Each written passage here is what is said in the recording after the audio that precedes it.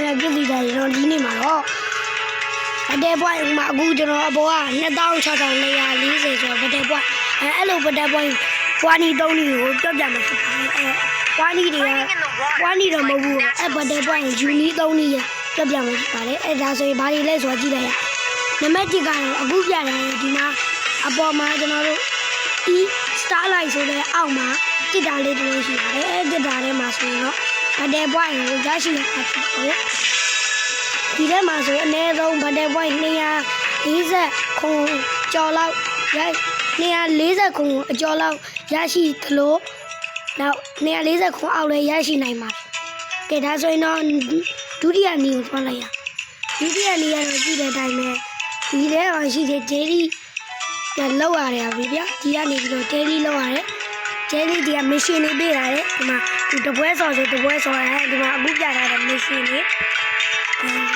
အခုပြထားတဲ့ mission လေးကိုလောက်ပြီးတာနဲ့နင်းဆိုတာနှိမ့်လိုက်တာနဲ့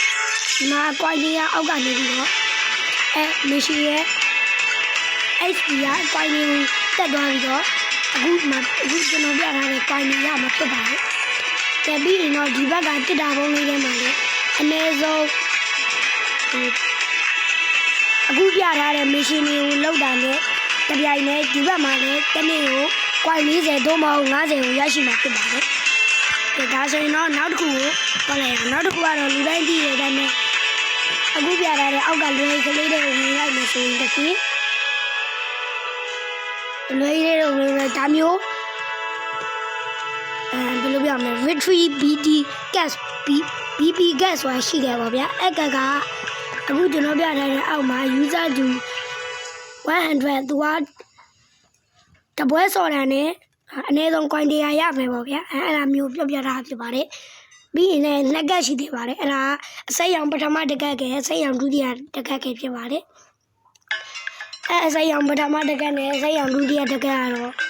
သိတဲ့အတိုင်းပဲပေါ့ဒီလိုမျိုးဗတ်တယ်ပွိုင်းနေများစွာရရှိမှာဖြစ်ပါတယ်ဒါပေမဲ့ဗတ်တယ်ပွိုင်းအဘေးထိရနိုင်တယ်ဆိုတော့အနည်းဆုံး300ကျော်100ကျော်နောက်ဆုံးညဒီမှာပြထားတဲ့အတိုင်းပဲပေါ့300ကျော်100ကျော်နောက်ဆုံးည3000 4000လေးထိရရှိနိုင်ပါတယ်အဲဒါကြောင့်